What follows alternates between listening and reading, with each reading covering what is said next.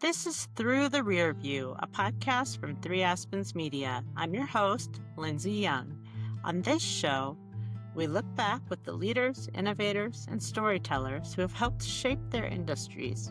We unpack the lessons they've learned, the pivots they've made, and the legacies they've built.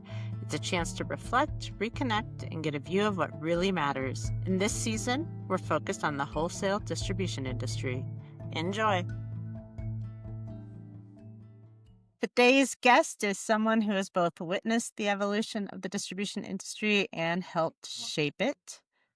George Pattee started at Parksite, a building materials distributor, in the early 70s at just 17 years old. What began as a summer job turned into a remarkable more than 50-year journey with one company. Under his leadership, Parksite transitioned to a 100% employee-owned company.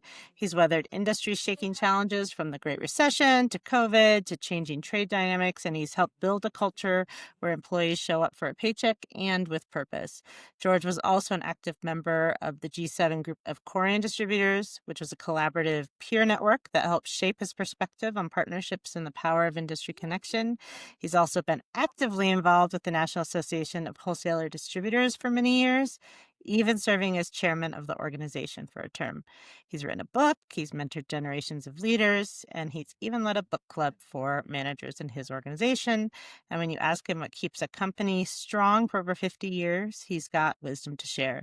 So in today's episode, we're going to talk about leadership lessons, the realities of running an ESOP, what the next generation of distribution leaders can learn from the industry's most respected voices. Thank you for agreeing to join me today, George. Thanks, Lindsay. Great to be with you. And you're too kind on that. I like to pride myself on being a bit of a storyteller. And you told a pretty good story. I think maybe we're done.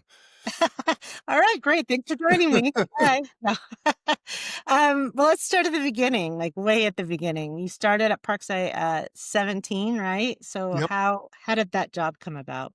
I just turned 70, so you guys can all do the math on that. And it's been quite a journey and quite an experience, and something I would wish everybody would have the opportunity to take advantage of if they could.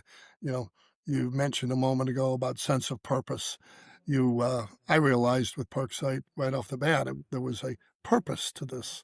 It may have been kind of odd, and maybe I'll just throw it out right now. There were two founders, a truck driver and myself, and you know,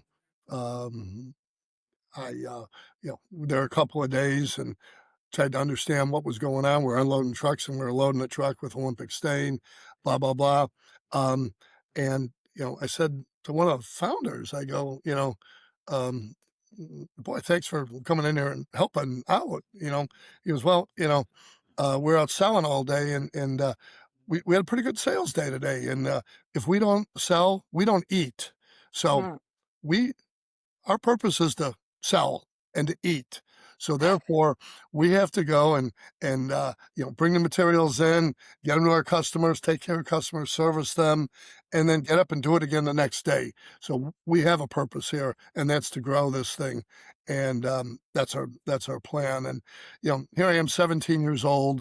I'd received a phone call on October 10th. It was Columbus Day, from, I won't bore you with the details, but the father of the founder of the company, Mm. he and my dad were pinochle card playing buddies.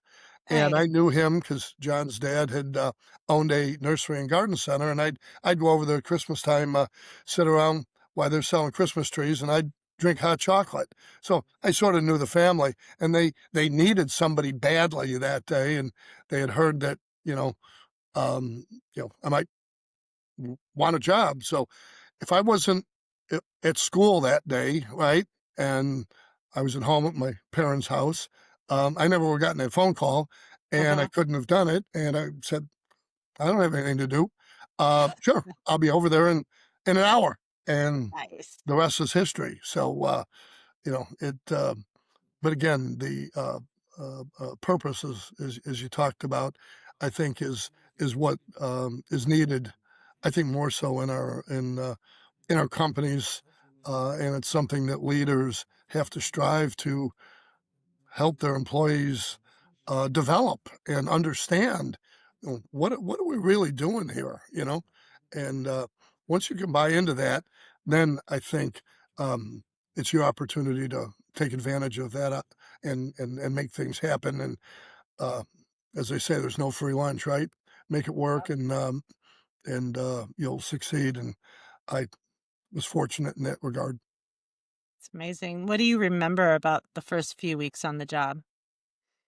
Well, I touched a couple of things right Uh-huh. there, but one thing, very specifically, I remember the first 2 days. Both days we had, and this was an old chicken coop, right?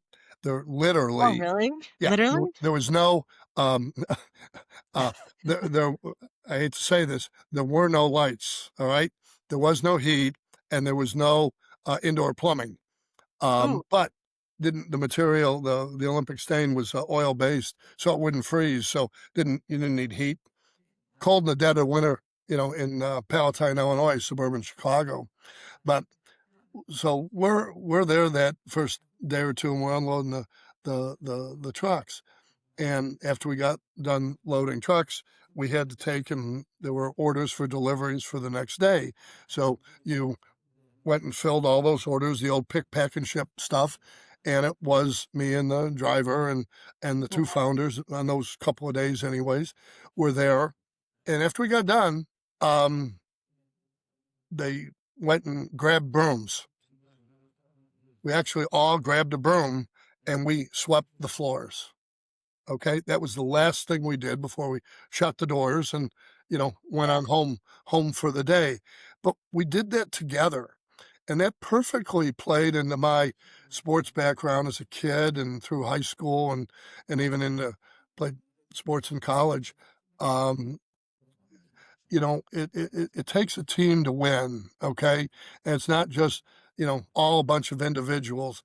And I know it was just 4 people, but in the first couple of days, I felt that that was a team. That's all we had. You looked over your shoulder, there's nobody else that could load that truck. Yeah. All right, let's go. Let's grab the stuff, throw it on a pallet, put it in a truck, and move on. So I sensed that right off. And then, excuse me, maybe a little funny story at the end of the week. I had been there 5 days in a row, Mhm. and one of the founders actually, we're sitting there talking as we're wrapping it up, and boy, a little nervous here, but I had to ask him, when do I get paid? How much do I get paid? He goes, oh, yeah, yeah, I've been meaning to talk to you about that. And he goes, boy, what do you think? How about $3 an hour? And I said, sounds great. Um, he goes, swing by tomorrow and I'll give you, I got to go. I don't have my checkbook with me. I'll go write you a check. And he goes, and can you come Monday? I said, sure. And you that honesty, that rapport, that sense of purpose that you mentioned, the teamwork, to me, was interesting. I didn't know any better, but so quickly they became mentors. Right, one is just retired from our board, literally the first of this past year.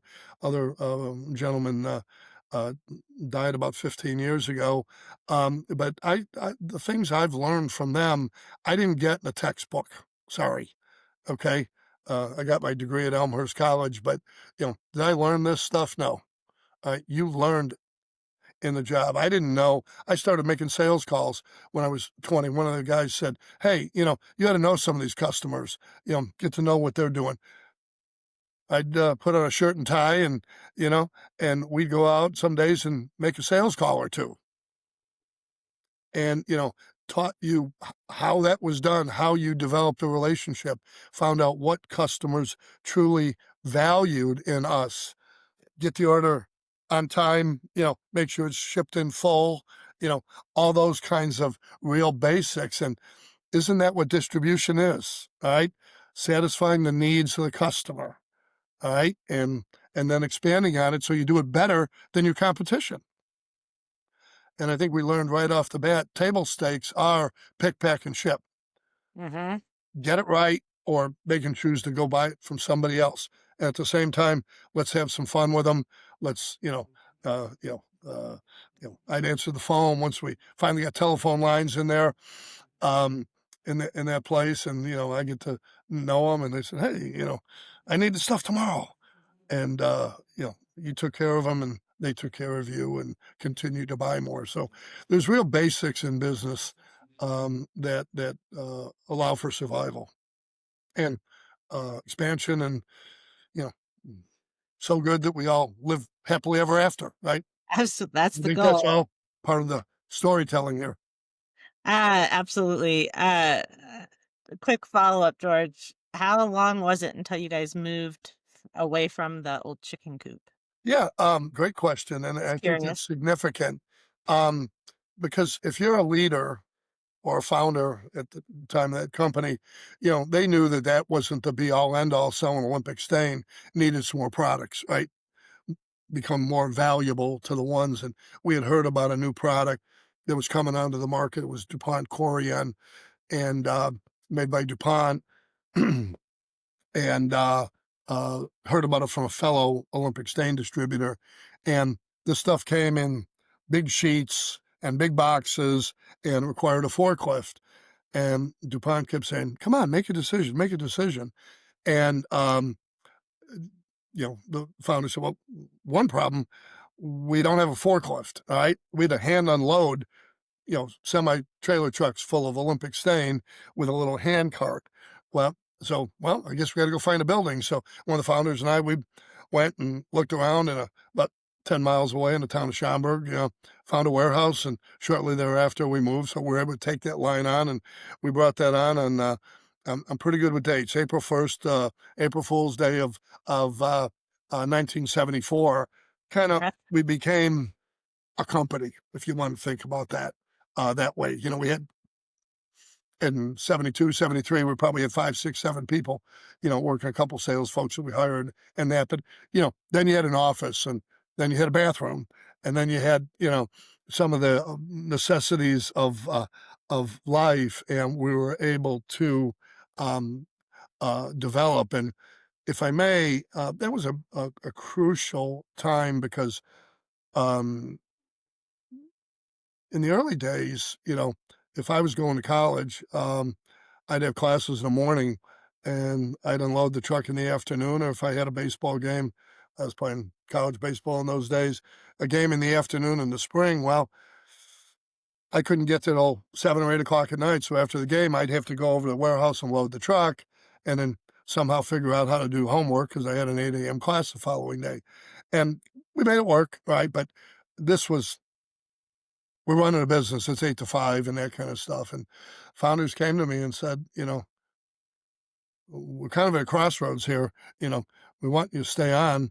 And they paid me a salary. I was just in the process of getting married, 19 years old, and seemed like my wife and I decided it was the right thing to do. And I did that. Went to finish my degree in the evenings and the weekends, and finally got my degree, I think in 1975 or early 76 from Elmhurst College. But um, so again, we talked about where the company at that point in time was going, and probably jumping a few years ahead, but that was, if you weren't sure in 72, I was sure in 74, right? Because they talked about things like growth, like making money, truly. And they started literally paying profit sharing in 1974. All right. There weren't many profits. Mm-hmm. I can't remember exactly. It might have been $100 at the end of the year, or, you know, Something. they refused to, the company they used to work with, they used to give out turkeys at Christmas and Thanksgiving. And we said, we're not giving a turkey. Okay. We're not giving a ham. Okay. We've never in this day given a Christmas present to employees or associates. You Mm-hmm. earned what you got, and they started paying profit sharing. And at the same token, we're going to have to expand. And they made commitments to me, and I made commitments to them. And we're off to the races and developed it nicely. So I like to say um, we had a culture before we had an ESOP. People say, oh, ESOPs create great cultures. Nah, Mhm. cultures create great ESOPs. They got it absolutely Oh, 100% wrong. So, um, you know, again, some things you have to have faith, right? It has to feel good and you have to give it a chance. And there were no guarantees. I didn't have an employment agreement. You know, you didn't have any, you didn't know what was going to happen. But, if you worked hard, you'd make some money. You'd, be proud of what you did. You'd take care of customers. You'd get a little stipend for your efforts in terms of the profit sharing. And it was a place I never thought about it as work ever, even to mm, this day. I never thought of it. Half the time, I didn't even know what the hell I was getting paid. Didn't matter. I had enough to pay the mortgage and pay the rent and, put something in the bank and just go about it. And it just, I think sometimes, generalize here about the current generation, and a lot of people will probably get irritated with me about this one, but sometimes you got to have a little bit of blind faith, and there's got to be a mindset that I'm going to do everything I can to make this thing grow. If it doesn't work, okay, but you need that mindset. You need the accountability that I got to wake up in the morning thinking, I got to make this happen. I had no secondary thoughts about anything else. It was make Parksite successful and we would win. Again, a right. sports analogy, and we did. So, I mean, there was like a level of respect, a level of partnership, it seems like, from the day you stepped in that old chicken coop. You were really treated like an adult early on. So, how did that shape how you led later on in your career? I mean, it was everything, right? When you think about it, um, even to this day, I either call or send an email to our employees that I have a relationship with. Some I don't really know as being Mhm. chairman of the board, on their anniversary, right? I just called one the other day, a Nice. woman the other day in North Carolina that I know pretty well, 34 years with the organization. She's a friend, right? Didn't Incredible. matter. I mean, she had some eye issues a couple years ago and kind of touch and go for a while if she could see her or not. And, you know, you cared about her, right? That's the same way that they were in my early days. And one of the other, I got a lot of analogies or a lot of uh, little stories, but one of the founders loved to use the phrase, um, the whole concept of the golden rule, you know, treat people the way you want to be treated. And he believed in it absolutely. So he'd ask you how you're doing, ask you how you feel. I mean, we worked every day, but I mean, there was more stuff than that. Hey, after work, let's sit down and have a beer and let's talk about, you know, how things are going. I mean, just took an interest. And I Mhm. think that's one of the lacking of a lot of leaders, and doesn't mean they're not successful. I just chose to follow the one I care. There are others that leaders that are extremely successful that don't care. It's about It's hitting true. a bottom line or a bottom number or whatever it happens to be. To me, that's part of running a business. So that doesn't change. You can still be a nice person to everybody while you're doing it. And when you have to make a tough call, make the tough call. That's being a leader. Mhm. And so, we made a lot of tough calls in those early days because you didn't have things to fall back on, right? You were a small company. You had just a handful of folks that could make a difference, and they had to make a difference every day. If that sales guy wasn't producing, sorry, they were gone, right? Mhm. That's so hard It's a though. shame, but Yeah. I don't know, I Yeah. hope that answered your question on that, Yeah. but it's still, those things, I've tried to instill them in my kids and my grandkids, even, to this day. I think it's a good place to be. I agree. Was there ever a moment when you seriously considered leaving Parkside or the industry? Um, and if not, what made you stay the course? You know, I know you're gonna think I'm a goofball here, but honest to God, never. Never? Never I at mean, I all. had people saying, "Would could I talk to you about, you know, this?" You know, I had,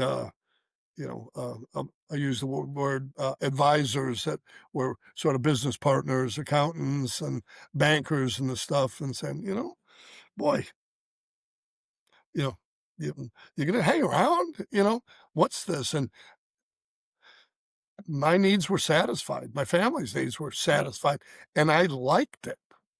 I still like it today, so I'm still here 50, uh, 53 years later. So, you know, um, uh, so no, I have to say that. But bring out one interesting thing that comes to mind, and I haven't thought about this in a long time, but fairly early on, um, as John and Ray, the founders of the company, wanted me to stay on, I knew they had 9 kids, and they were Oh, small. And I don't know where I got this answer, but we got talking about it one day, and they sort of randomly made well, they're all small, but um, you know, we're with you guys. We want to grow the people that help develop the business. And a few years went by. Well, one of the founders, his son was getting out of college, and he said to me, George, how about we hire my son as a sales guy? He sharp kid, got good grades. I think he'll be very good. And mhm. just about the time that the other founder had passed away, and my answer to this thing, and I think this hits where you're talking about it. I said, John, what would Ray say about that? You guys promised me that you'd never bring the kids into business. And now here you're asking me to hire one of your sons. It's been years later. John's a great kid.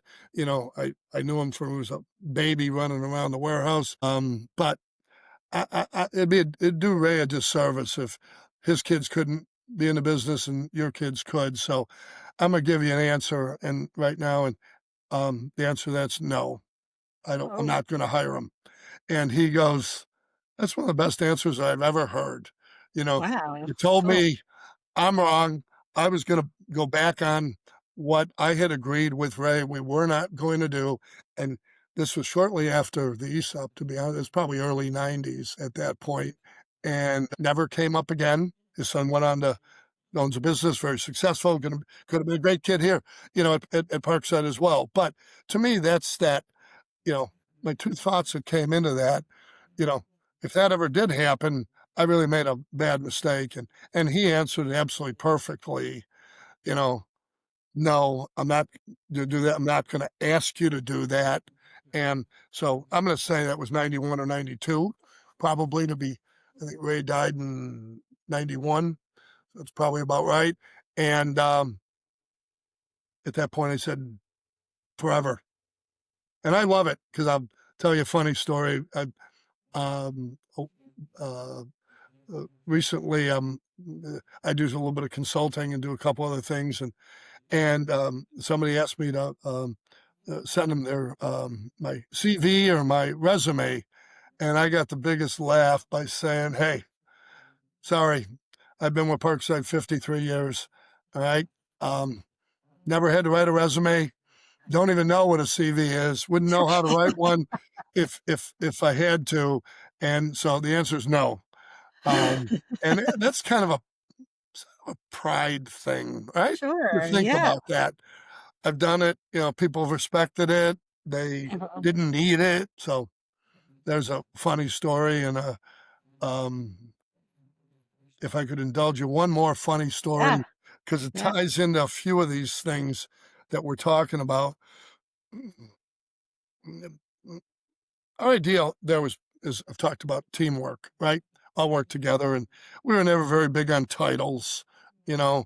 Yeah. I wanted, even when I was a sales manager, it was, if I go making calls with the sales guy, we work together. And if anybody pushed me, yeah, I'm the sales manager, but I didn't have a title until I think about 1992 or 1993.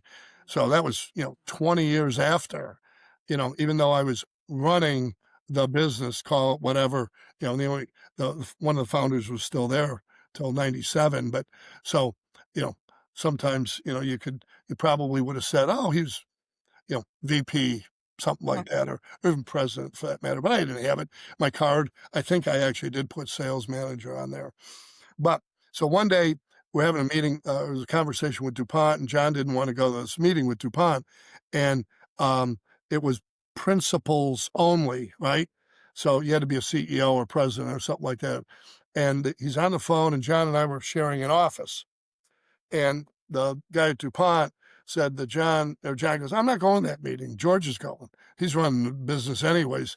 And fellow Paul Clegg goes, well, how am I going to tell everybody else? George doesn't, I know he runs a business, but he doesn't have the title. So John puts his hand over the phone, all right, and turns to me like this and said, George, you're president. And he goes back to the phone and says, well, Congrats. I just made George president. He'll be at that meeting. And That's awesome. I mean, you think of the fun and, the ability to be able to share a story like that and the respect. And the guy on the other end of the phone was just doing his job, right? He was Right. living by the book. And okay. And he and I are good friends to this day. But so, you know, business has got to be a little bit fun, a little bit of enjoyable. But at the end of the day, you got to hit numbers and you got to make things work. So that's probably the fun piece of it. We sort of had it all.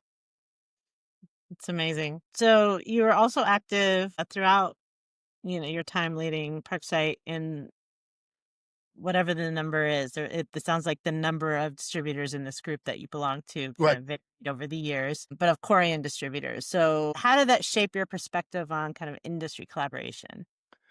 Yeah. Great question. And I'm going to back it up just a little Yeah, bit. sure. Remember, I told you that we took on that Korean line Yeah. in 1974.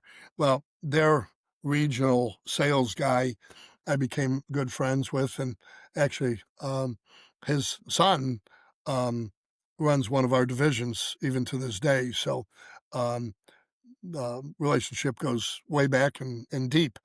And I spent a lot of time with him because he was trying to coach me how to, by that time, because I'd go out and load the trucks in the morning in those days and go out and make sales calls middle of the day and then come back to make sure we loaded the trucks at the end of the day and do some stuff. But it became a sales role, 74, 75, 76, that kind of stuff. And he said something I think that is way overlooked in business, and it'll get to your question about these distributor groups. In a moment, he said, George, the only thing that ever works in business, and particularly in the relationship here with a manufacturer and a distributor and a dealer or a lumber yard, whatever that end customer happens to be, everybody's got to win.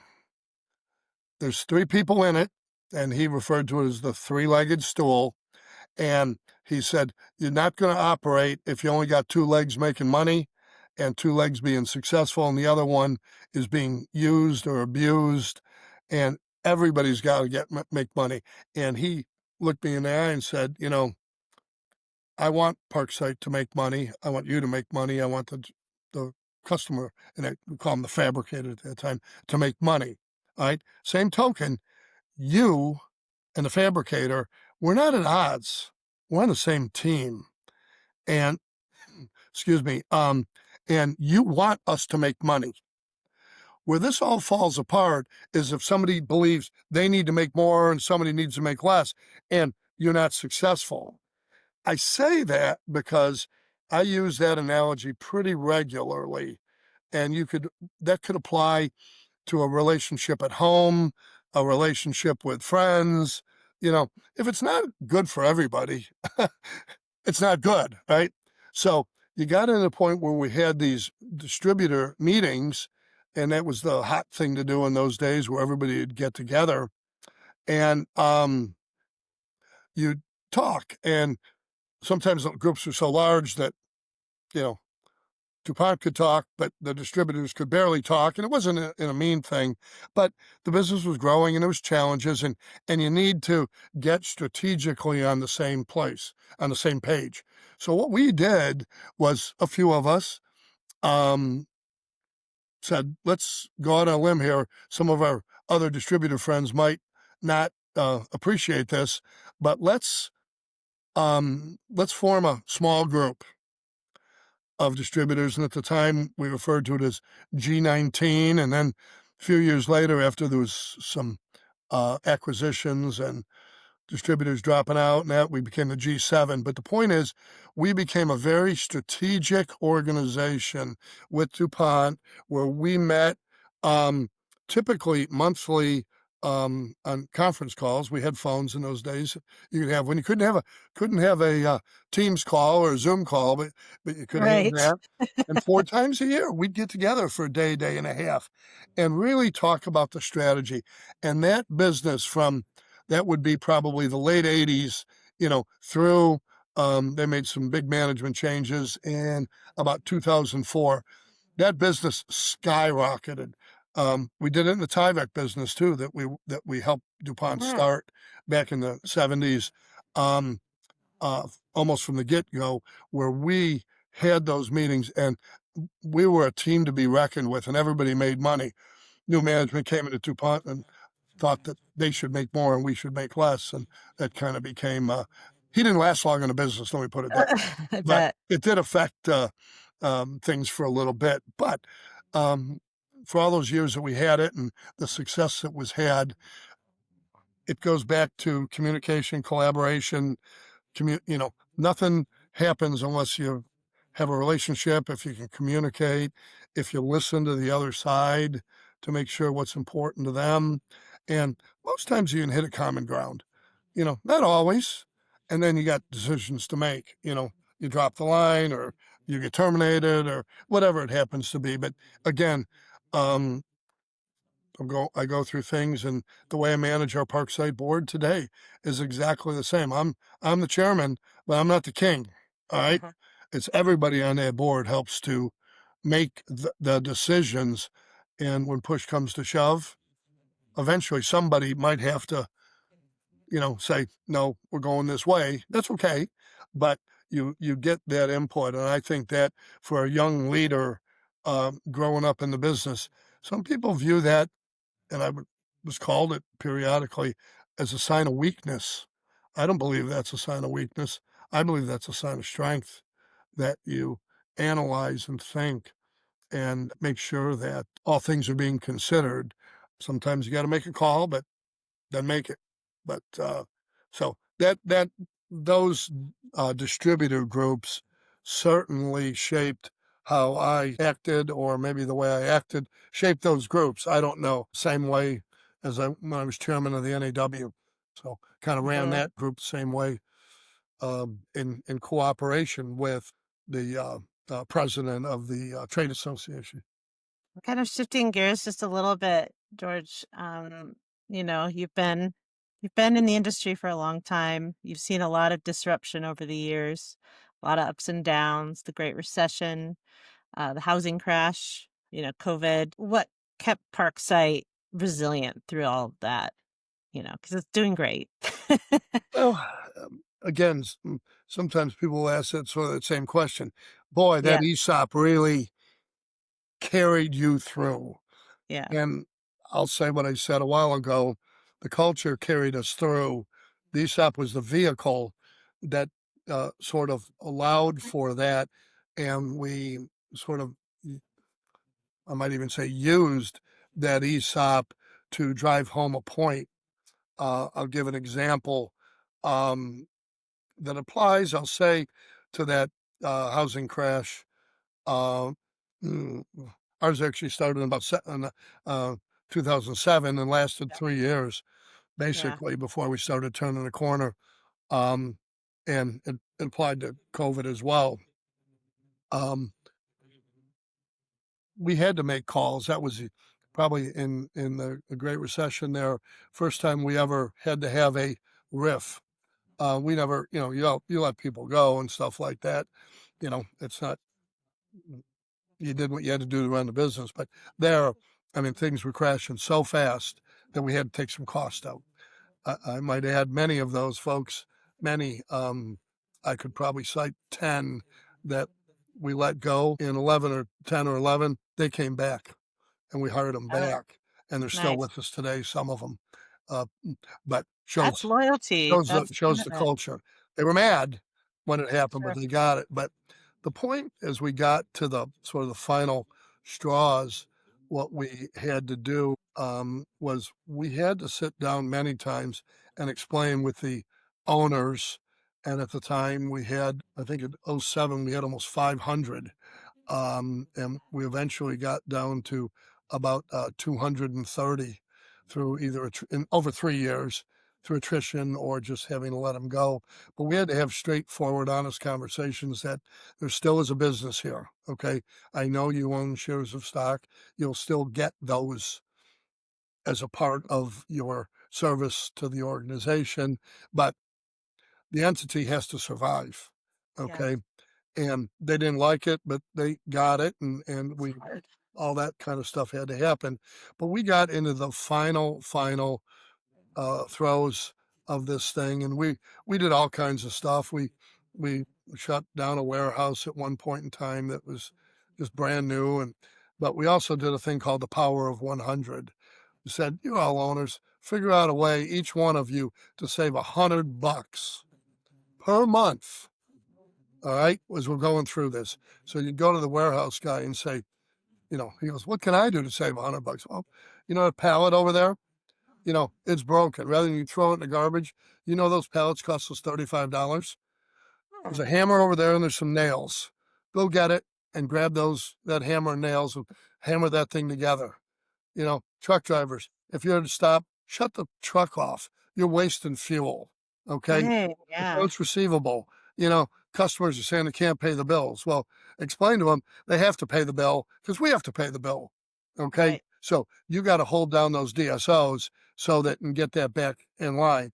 And, you'll save us interest at the bank, all those kind of things. And they did it. And we monitored that, we checked that, and we communicated that. Some of them were more difficult. We got rid of cleaning staff, right? We cleaned our own offices. So what? But you saved, whatever it was, $500 a month, to clean offices. So Adds it, up. they did it. Why? They were owners, Uh-huh. and that was the right thing to do. And at one point in time, we were going to have to let a handful go, and a couple folks came into me and said, "You just can't do it. We're really getting cut to the bone here." And we talked about it, and there were two that were very vocal and said, you know, "You've been paying everybody full pay all the way through, even though the management took considerable, like 40% pay cuts to get us through that. We rank and file and folks didn't. They said, instead of letting anybody else go, how about you cut some of our pay?" And after a few conversations, we came up with a program. We didn't need much, but what we needed, turns out, we gave everybody 1 day off a month without pay, Oh, 4.7% pay cut. So, I mean, not insurmountable, but 4.7. And so had to figure out a way to sort of spin that. So through the conversation, we came up with it. Let's call it um, a doo-wop day.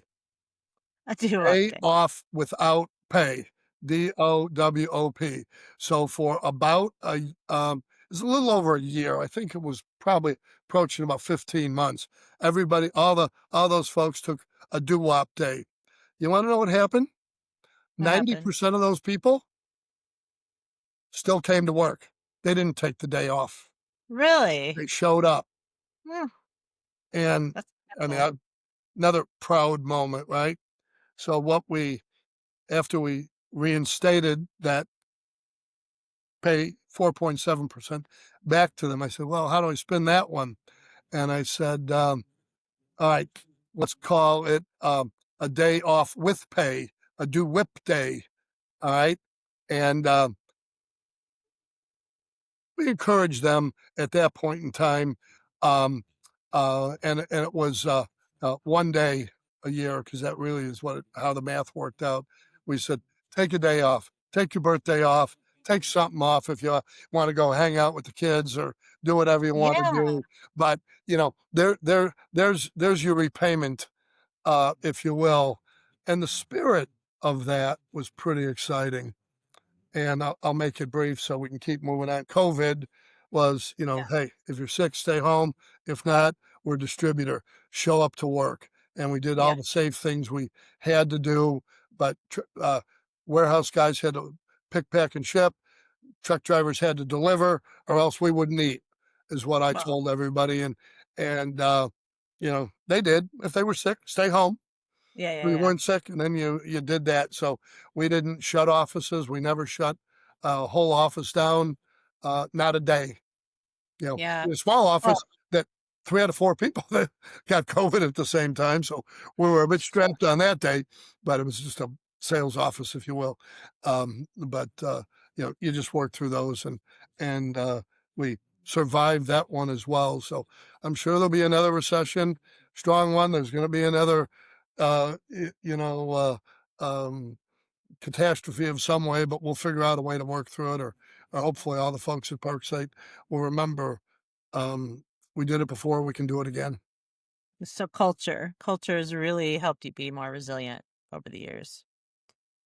That's awesome. Is there anything that people often that sounded funny, misunderstand about ESOPs? Do you have any advice based on that to others who might be considering Yeah, it or in the middle of it? that's a great question. I'll maybe answer it 2 ways. Okay. One, um, we 22 of us bought the company in 1989, right?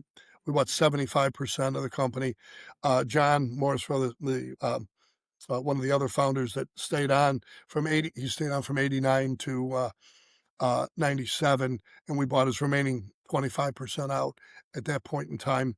Wow. Wasn't really involved all that much in the business, but strategically and still with the board, right? Up until the beginning of the year. But he, you had to explain sort of the mechanics and the idea. This isn't just a fairy tale. Okay. This is, you know, uh, uh, a government run program that was put forth by Congress, that is managed by ERISA, and there's very detailed rules. It's fairly complicated to administer, fairly complicated to make the selection. A lot of lawyers, a lot of bankers, a lot of accountants, a lot of money spent, but at the end of the day, you know, the founders of Parksite said when the one wanted to retire, we don't want to sell to private equity. Apologies to any private equity folks out there. You know, don't want to sell to some foreign company. Don't want to sell to somebody who's gonna, fire everybody and you lose your jobs.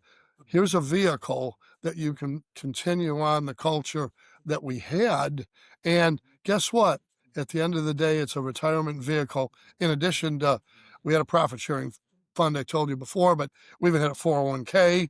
So here's just an added opportunity for people to be able to, if you stick with the company in retirement, retire with dignity. Maybe Social Security will be there, maybe it won't. But so there was a lot of explanation. And early on, people didn't get it, right?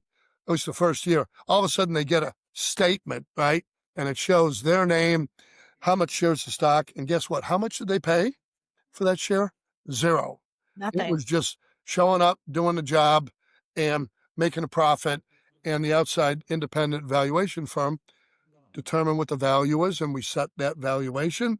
And based on that, you shared the profits, if you will, into shares of stock that you get when you leave the company, Mhm. terminated, get fired, quit, disabled, whatever, in full retirement, and within the laws of ERISA. So, Mm. in those days you had to stay 5 years. Now you have to stay 3 years. And if you stay and that period of time, you get, you pay out over a 5-year period of time. If you stay to age 65, you get full one sum total funds.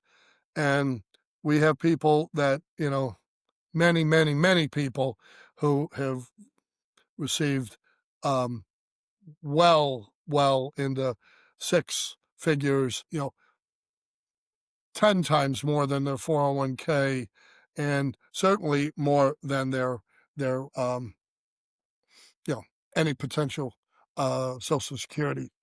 But so there's the communication side on with the associates.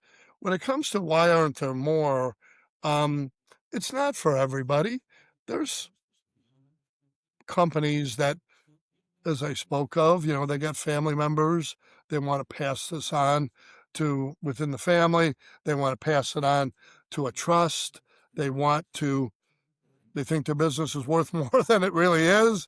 So they're going to go on the open Yeah. market and get a high multiple, maybe higher than market value. So you got to get, what's your legacy you want to leave, Mr. Owner? Do you want to leave the legacy of, I I had a great life. I had a great company.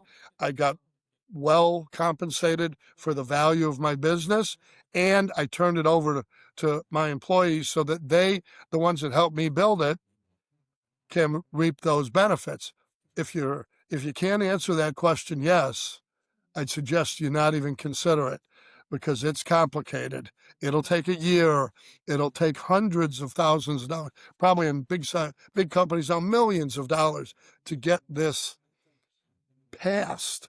And then you got the communication piece to all associates and develop that culture.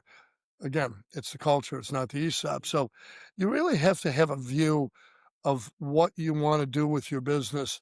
And so I encourage, and I've talked to 100 guys, Mhm. 100 women that are in business that, if you if you can't answer some of those, I take a step back and say, you know, and if you have a board, your biggest job, one of your biggest jobs, other than keeping the door open, is to develop a succession plan. The old proverbial get hit by a bus. What happens? Do you know who's going to replace your sales manager? Do you know who's going to replace your CFO? Do you know who's going to replace yourself? What happens? Start today with thinking about succession if you choose to want to have your business go on into perpetuity. That was always our view. Parksite's Mhm. going to last forever.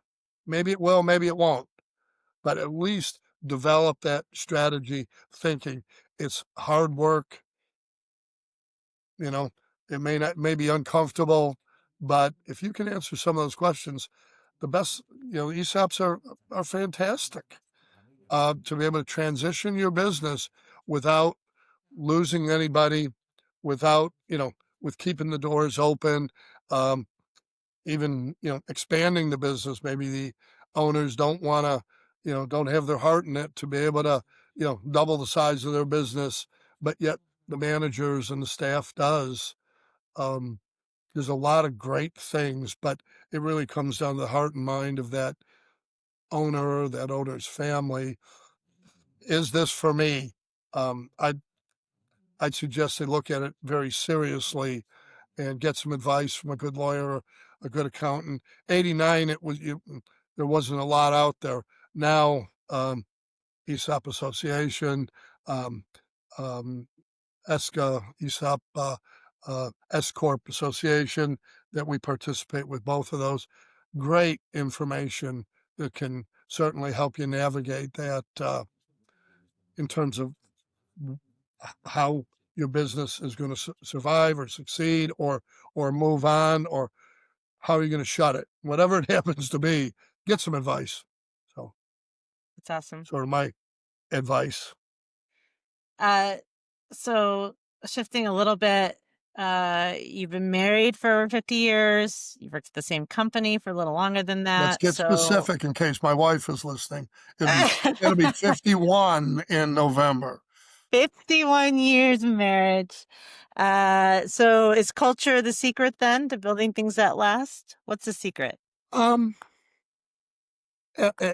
absolutely. You know, I I don't think anybody's ever asked me that kind of question, but, you know, you always used to hear, um, d don't go to bed angry, Yeah, talk it out, you just say talk it out about everything, is the simple answer to that, you know, if you wanna think of it this way, maybe in current lingo, they're your business partner, right? If you want to put it in that perspective, and they're your confidant.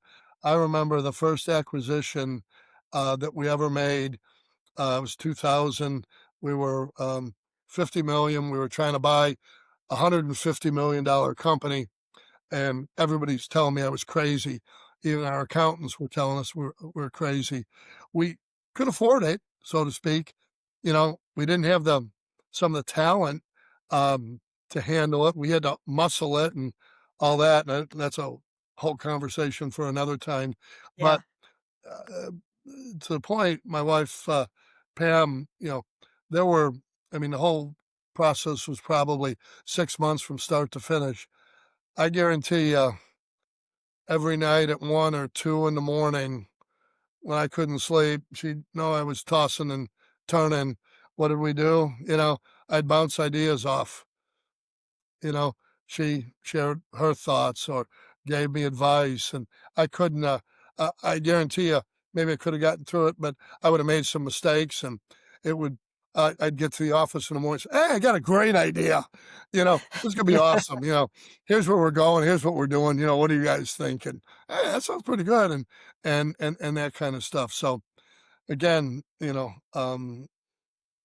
I think that ability to discuss, talk, but that should be, everything. I've always, we've never had separate bank accounts or separate anythings, right? There's one big pot. You're all in it together, just like it's like an ESOP or just sort of like a company, and it sure makes life better, easier, And now here we are, 50, almost 51 years later. Knew her in high school too, so we've known each other about A 56. very long time. Long time, but, you know, we got a problem, we sort of deal with it the same way, right?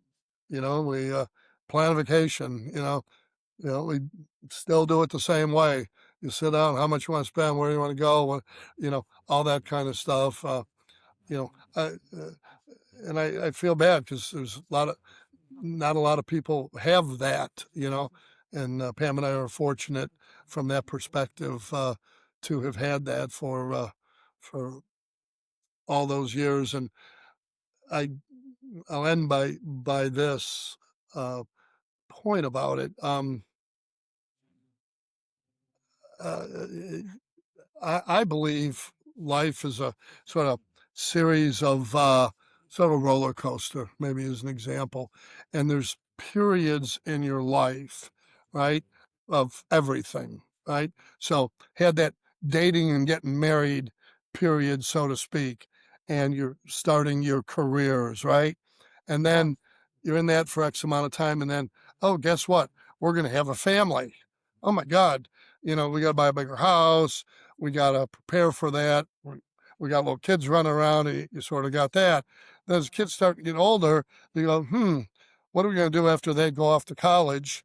We get a bigger house, we get a smaller house. Where do we want to go? How do we want to? We're very productive in those years, and then you start to, wane, and you go through those, you know, good times, bad times, and all that, and you get towards okay, what am I going to do with the rest of my life? And that for me I started thinking about retirement, which I'm not doing. Uh, uh, I'm not, never wanted to. And, in one respect never will. I'm not working day to day per se, but there's that next phase. So you have 4, 5, 6 phases, and anybody who's listening can figure out their own phases, right? But you go through that and sort of you map that out and prepare that and know when you're starting to get into that next one, right? So that you can do those things and map it out. I think and I think you need a partner, a wife, a husband, whatever, uh, whatever the current lingo is of the day, to make that all work. And I've been fortunate, and I think Pam would say she's been fortunate too. That's amazing. Before we jump into the questions we ask everyone on the podcast, George, I want to give you an opportunity to share the book that you Oh, wrote. Do you have that on hand? I do. We talked about that the other day, and I hope Yeah, I think it's everybody can see awesome. it. It's on But Parksite, it's right? a coffee table book, and the front cover is a journey through our past, present, and future. And I literally, uh, 1971 to 2005, thought we kind Nice. of sort of made it in those days. We'd made about the third acquisition, but it was an interesting time at that point in our career, in the business career. Um, in at the end of 2005, we were probably, give or take about 300 million in annual sales, and we were embarking on how do we get to half a billion, and you know, new goal of next. So I decided to put the book together, and you can see all kinds of one of pictures of our two So founders on cool. that page. Um, I'm a huge parrot head, so it's probably plagiarism, but I used a lot of Jimmy Buffett references on the Nice. chapters, and then sort of wove a story about the chicken coop, or about the acquisition, or about teamwork, um, through there. And so it is semi autobiographical, but or it is, but it's also the Yeah, history of. y- You can tell by now I love to tell a story, and yeah. I told all these stories. And I said, "Damn, someday I'm going to get old. I won't be able to tell these stories. Who's going to tell the story?" So decided to write the book. So, George, kind of jumping into the three questions that we ask everyone on this podcast. So, we've talked about some of the stuff before, but let's bring it into kind of a focused discussion. So, if you could go back and Are give you saying advice, I'm not focused? no, you're. That's not what I meant. If you could go back and give advice to yourself, I guess we're kind of summarizing kind of your key points that we've talked about today. If you could go back and give advice to yourself when you were just starting out, what would it be? Well, on that one, I wouldn't change anything, first of all. So that's Fair, kind of fair. hard, but I'll say Okay. it this way. I don't care what you get into, if it's business or whatever it happens to be, you know, give it your all. I mean, go all in, get a mindset, be accountable, you know, don't go half-assed. I mean, give it everything you can. And if it doesn't work out, I guess it doesn't work out. But I also believe that, you know, you can do what you put your mind to. And, there are circumstances and you'll have to, but as you're going along, I think you'll learn enough life skills if you follow that hard work and Uh-huh. teamwork and all that stuff. Whatever you go into next, that's going to serve you well to be able to go the next. So, you know, don't go in and say, "I hope this works," or "I maybe this will work." No, go all in and give it everything. And it's not in some people's makeup. So then maybe you should just, I don't want to disparage any profession, but I'm sure there's a profession where you could sit there and do nothing and get paid for it. But if you want to be successful, go for it. I love that. What's one thing about the old school way of doing business that you think still holds a lot of value today? Wow, I had this conversation, having some remodeling done at the house, and this tile guy, I literally talked to him. I think it was Tuesday about this. Got into it, but I'm going to use this as the example. and I'll say he's about 50. He's the owner. He's got a couple, few employees. You know, we lamented. I was lamenting to him. I think it started.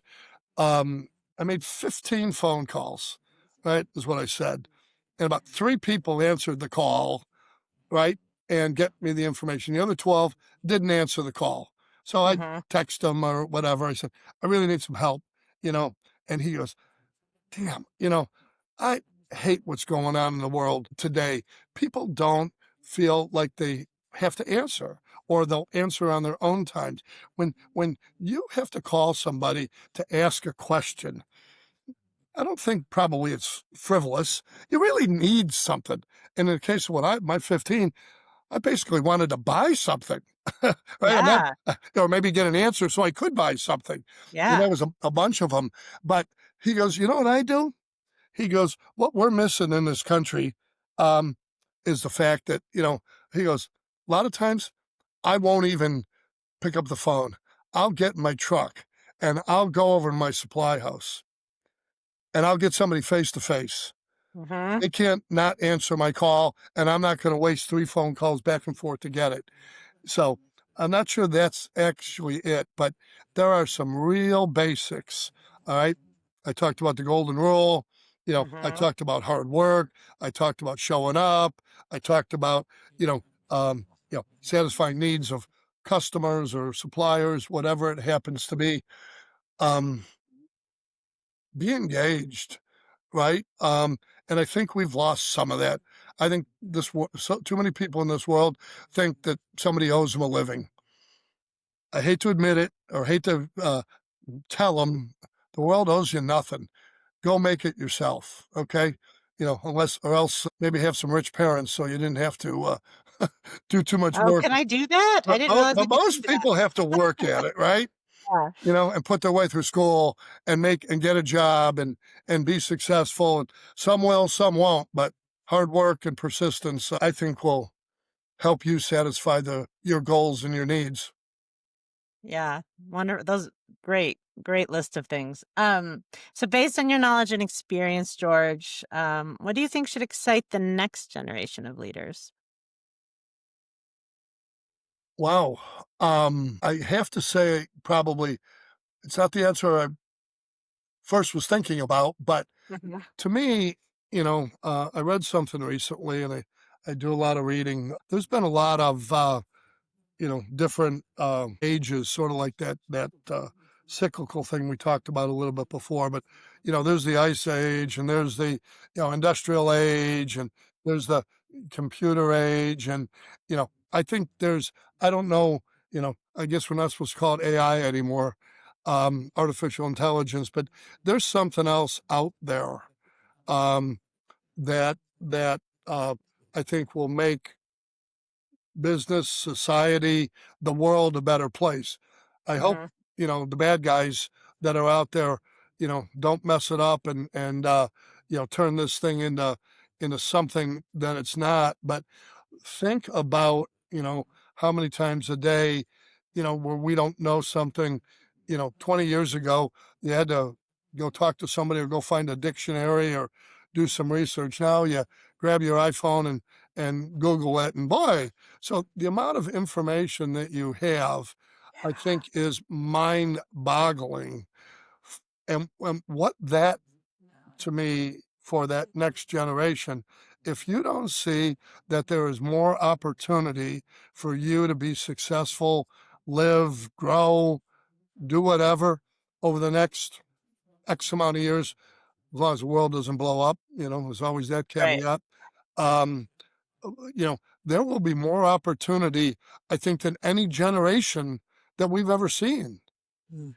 right? Just because, Love that. you had Henry Ford creating a, car or somebody putting us on the moon. Now we're looking to go to Mars, and you got, I don't know, people are smarter than I am. There's a whole bunch of other things out there, but there are so many things um, that are out there that I think, first of all, realize that, and then the harder job probably is to figure out what that means for the individual.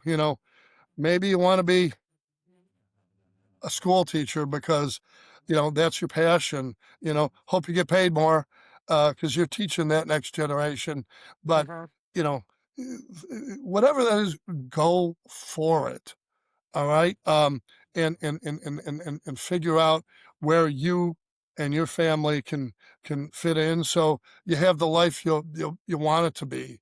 Um, and that's probably the harder one, but I think too often, um, you know, every single news program or social media or internet is talking about the demise of the world. World's not coming to an end unless we do it to ourselves, right? Um, there are opportunities out there. Um, I think there's people trying to do the best they possibly can. So figure that out, get more positive, have more persistence, you know, and well, I'm going to sound way mamby-pamby here, but try to make the world a better place, right? I love I that. mean, I don't mean that in a goofy way. I just mean make it better, right? Why? And if you can, then you give back. What am I doing right now? I could be out golfing right now, and instead I'm talking to you, trying to give back some I love ideas it. or some thoughts. So I appreciate you giving me that opportunity. Well, I appreciate you taking the opportunity. I see no better way to end this conversation than on that note. Um, go out and Not make the my world. first rodeo, so I hope it works for you. Yeah, I love it. Well, thank you, George, for joining me today, for sharing so many great stories, so many pearls of wisdom. I really hope the listeners take something from this and then grow. And again, anybody got any questions, after it, you can pass on my information to them. I'm more than happy to share if I wasn't clear on something.